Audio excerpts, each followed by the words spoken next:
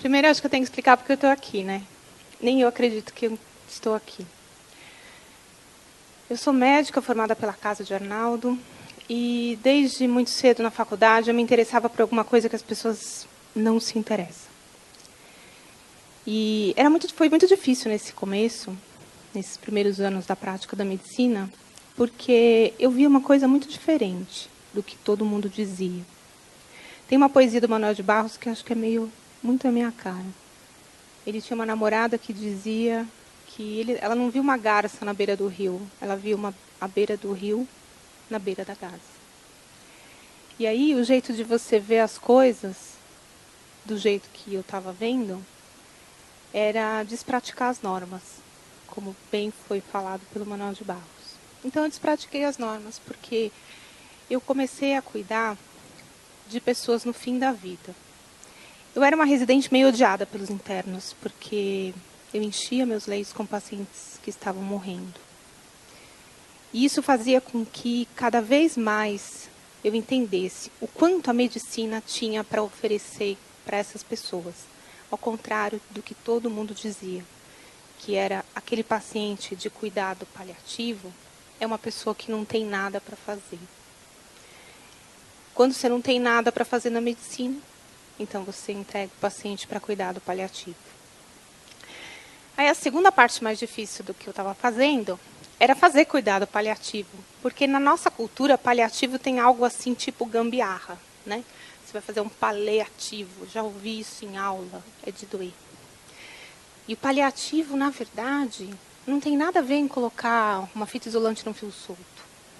Paliativo vem do latim pallium, que quer dizer manto, cobertor. Que era uma capa que era colocada nas costas dos cavaleiros das cruzadas para protegê-los das intempéries. E aí isso tem tudo a ver com o que eu faço. Eu faço cuidado paliativo, é cuidado de proteção. Cuidado de proteção contra o sofrimento, que é a natureza de uma doença grave, incurável, fora de possibilidade de tratamento, de controle, que ameaça a continuidade da vida, está em progressão naquela pessoa, inexoravelmente vai levá-la à morte. Quando a gente fala dessa definição longa, eu estou falando da terminalidade, que todo mundo pensa que tem a ver com o tempo. Ah, tem menos de 6 meses de vida, é paciente terminal. Tem 1 semana, é paciente terminal. A terminalidade tem a ver com este conceito. É uma doença grave, que está progredindo, está seguindo o seu curso natural. E o que ela vai produzir são as intempéries, que a gente chama de sofrimento. A doença é uma abstração da realidade, ela está nos livros, ela está no microscópio, ela está nas definições, nas publicações. Mas quando a doença encontra um ser humano, ela produz uma melodia única, que se chama sofrimento. As doenças, elas se repetem nas pessoas, mas o sofrimento não. O sofrimento é único, cada um tem o seu. E o sofrimento tem 5 tons diferentes, 5 frequências diferentes. Você vai ter o sofrimento físico, esse dá um baita barulho, né? Atrapalha você ouvir todos os outros sons desse ser humano.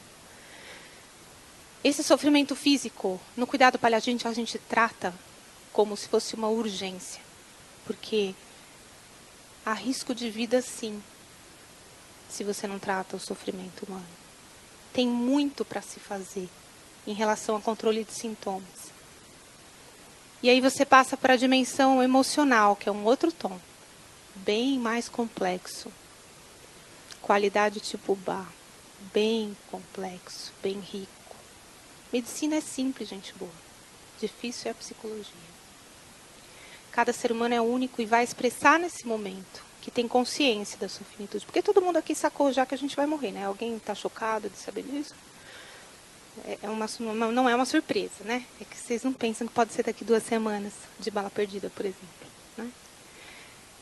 E aí, quando a gente fala da dimensão emocional, vem todo esse peso de entender, de buscar por que está acontecendo isso.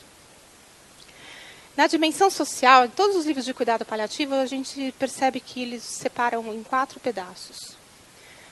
Sofrimento físico, emocional, social e espiritual. Eu sou meio metida, eu separo o social em dois, a dimensão familiar e a dimensão social. Porque a gente nunca fica sozinho, nunca fica doente sozinho, a gente fica doente com a nossa família. E a gente faz parte da nossa família, depois a gente se torna um doente da nossa família, e depois que a gente morre, é um buraco que fica nessa situação. E isso precisa ser cuidado. E a dimensão espiritual, ela é fundamental, porque ela vai dar para nós a essência de sermos humanos. A espiritualidade não tem muito a ver com religiosidade. A religiosidade é só um caminho para você alcançar a espiritualidade. Você encontra a espiritualidade na forma que você se relaciona consigo mesmo, na forma como você se relaciona com o outro, na forma que você se relaciona com a natureza, com o universo e com Deus. Há quem se relacione com o universo e não tem nenhuma relação com Deus. E nem por isso essa espiritualidade é menor ou menos importante. A gente busca sentido na nossa existência. Tem que existir um porquê. E aí a gente aguenta qualquer como já dizia o Nietzsche. O cuidado paliativo, então, vai tratar do sofrimento humano. Em todas essas dimensões. Então, ao contrário do que diziam, o cuidado paliativo tem muito o que fazer. A gente trabalha bastante. Porque na hora que eu olho para um paciente, eu não posso ficar frustrada porque a doença dele não tem cura. Porque se eu me formei médica para cuidar de gente, eu não vou ficar frustrada porque a doença não tem cura. Mas tem muita gente que faz medicina para tratar a doença. Não tem nada de errado. É só você ter claro essa opção. E aí o paciente saca na sua cara. Quando você diz para ele, vai dar tudo certo. E está escrito nos seus olhos, deu tudo errado. Essa frustração é entendida pelo paciente como não tem mais jeito para mim. E aí, a gente faz uma reflexão do que significa tempo quando a gente fala de cuidado paliativo. Para entender a importância desse trabalho, a gente tem que sacar que numa situação como essa, que você está no ambulatório 9 horas da manhã, que você vai atender uma pessoa assim, ela se preparou muito para estar nessa consulta. Ela está uns 3, 4 meses esperando esse horário. Ela vai ter 15 minutos, talvez um pouco menos do que eu tenho aqui para contar para vocês o que significa a importância disso. Ela vai ter 15 minutos da atenção do médico. Ela está se preparando há 3 meses, pensando o que ela tem de mais importante para falar nesses 15 minutos. Porque nesses 15 minutos também tem que caber o que o médico vai dizer para ela. Ela está preparada. Ela se arrumou. Ela pôs um brinco. Ela está de vestido novo. Ela pôs um chapéu. Quem vai sentar do outro lado está preparado para isso? Dá a mesma importância que ela está dando? Porque o tempo que os dois vão trocar é exatamente o mesmo. 15 minutos o médico dará da vida dele, 15 minutos ela receberá dele. Só que a diferença entre esses dois personagens dessa cena é que ela não tem tempo para perder. Quem for sentar do outro lado tem que entender a importância de que ela não tem tempo para desperdiçar com quem não dá importância para um ser humano até o último minuto que ele vive.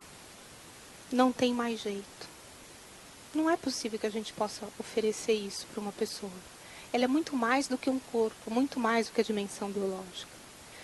E aí, quando a gente vai falar de estatísticas, a gente sabe que no Brasil morrem mais ou menos 1.100.000 pessoas todo ano. Faremos parte desta estatística em algum momento da nossa vida. Em algum momento da nossa vida, alguém que a gente ama muito vai fazer parte dessa estatística. Cerca de 800.000 pessoas no Brasil morrem uma morte anunciada. Elas morrem de doenças crônicas, ou degenerativas, ou de câncer.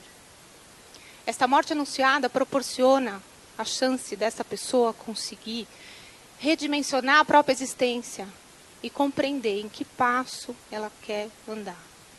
E se tiver alguém do lado dela que compreenda uma tabela, uma estatística, que se forme cientificamente, porque a ciência é brilhante, gente. É maravilhoso ser cientista. Você descobre tanta coisa boa. Você pode oferecer tanta coisa boa para esses pacientes. E na ciência tem uma característica interessante. Tudo que você replica tem qualidade. Se você tratar 1 milhão de pessoas e encontrar o mesmo resultado, isto é científico. Isto é medicina baseada em evidências. Mas na arte, Gente boa é o contrário. A arte, se você replicar, vira pirataria. E o ser humano é único, ele não é replicante, não é replicável. Então você precisa encontrar o que tem de melhor na ciência da medicina baseada em evidências, que existe muita coisa dentro de cuidado paliativo, consistente, embasado, tecnicamente bem feito, que você precisa se formar e entender a importância disso, para oferecer o melhor para esse paciente, para ele poder fazer bom uso da vida dele. Se tem alguma coisa muito ética para se fazer em cuidado paliativo, não é fazer para o outro aquilo que você gostaria para você, porque você vai fazer bobagem, você vai fazer como se fosse para você. A coisa mais ética que a gente pode fazer em cuidado paliativo, diante de um paciente no fim da vida, é ouvir como a gente gostaria de ser ouvido. E aí a gente vai entender o que significa estar numa tabela, quando você segura na mão de uma pessoa que faz parte desses números.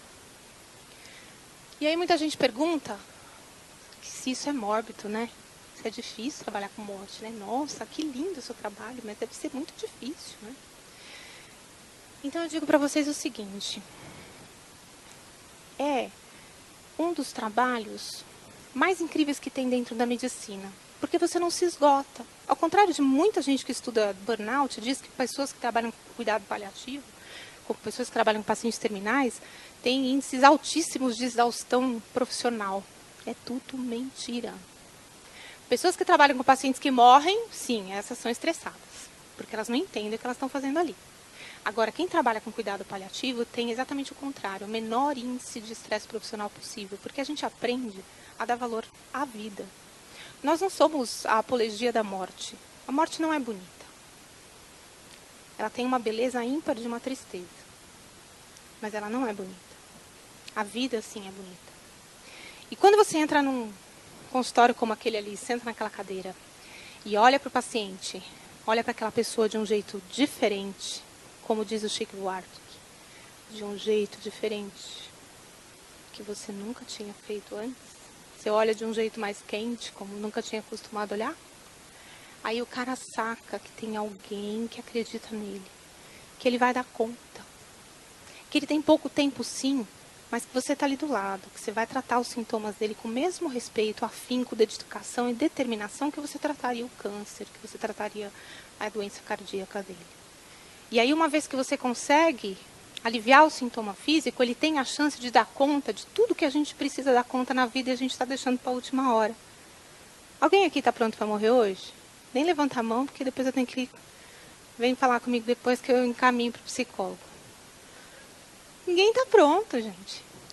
Todo mundo tem alguma coisa para fazer e deixa para fazer na hora da saída. Passar um batom, pentear o cabelo, fazer xixi, sabe? Aquela coisa antes de viajar. É assim com todo ser humano. A gente tem a ilusão de que é a primeira impressão que é a que fica. E não é. É a última. Porque no final da vida é impressionante como todo mundo desperta, põe para fora o que é a essência do ser humano, que é o estado de amorosidade. A generosidade com que estas pessoas distribuem sabedoria, conhecimento e gratidão para quem trabalha com isso, com dedicação, é um negócio que não dá para descrever para vocês. E aí, a gente vai viver períodos que podem ser recheados de muitas alegrias. Especialmente porque, às vezes, os pacientes eles têm duas alegrias. Uma de viver aquele momento sem dor. Uma de viver o momento em que ele consegue pedir perdão, se reconciliar com uma pessoa que ele ama muito. Ele consegue agradecer. Ele vive isso uma vez e ele fica muito contente de contar para você que deu conta de fazer. Ele fala, você acreditou? Eu fiz. E aí você consegue retomar laços, refazer situações, entender a sua existência de uma forma que no final da vida faz todo sentido. Porque a gente sabe que no final do livro a gente consegue entender muita coisa que durante o livro inteiro a gente não entendeu. Novela a mesma coisa, filme idem. No final tem todo sentido. E se a gente estiver sem dor, sem falta de ar, sem desconforto, sem medo, sem culpa, sem abandono, a gente vai poder entender o sentido de tudo isso. Essa senhora aqui foi uma das senhoras que mais me ensinou. A gente ficou 3 meses juntas. Eu entro na vida das pessoas Não é um prazer conhecer a doutora Ana Cláudia. Definitivamente não é. Primeiro porque eu sou geriatra. Eu já entro numa fase que ninguém está muito afim de passar. E depois, quando eu faço cuidado paliativo, não é um prazer porque eu entro pela porta que todo mundo quer manter fechada, que é a do sofrimento, da doença e da morte. Mas uma vez que eu entro, eu começo a fazer uma parte muito intensa na vida dessa pessoa, na vida dessa família. E não tem como, a gente é humano e a gente troca.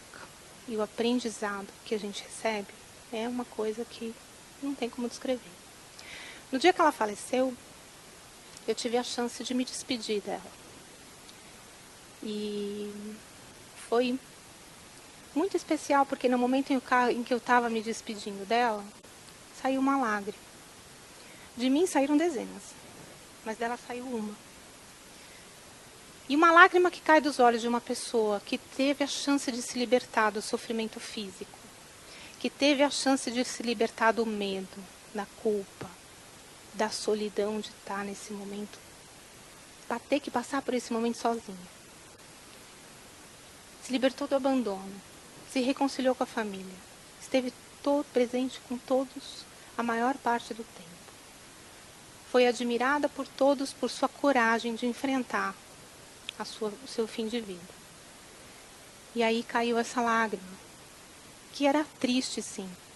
É de uma tristeza legítima, concorda? Não tem como a gente não ficar triste. Mas é uma lágrima pura, da essência de uma vida que encontrou sentido na sua existência e se salvou. Por isso que quando eu falo de cuidado paliativo, eu também falo de salvar vidas. Só que a gente salva vidas históricas, vida com V maiúsculo, não um corpo, não uma doença que se cura, mas as pessoas têm a chance de embarcar na primeira classe. Nessa vida aqui, independente da religião de qualquer pessoa aqui, nessa vida aqui a gente só morre uma vez, não pode dar vexame. Se a gente tiver a chance de encontrar profissionais que se comprometam com o nosso tempo, com a importância que nós damos para o nosso tempo e colocar como prioridades do trabalho deles o que a gente determinar para isso, nós vamos ser gente de muita sorte. E eu preciso dizer que eu estou muito feliz aqui de saber que tem mais gente que pode um dia acreditar que a morte é um dia que vale a pena viver. Obrigada.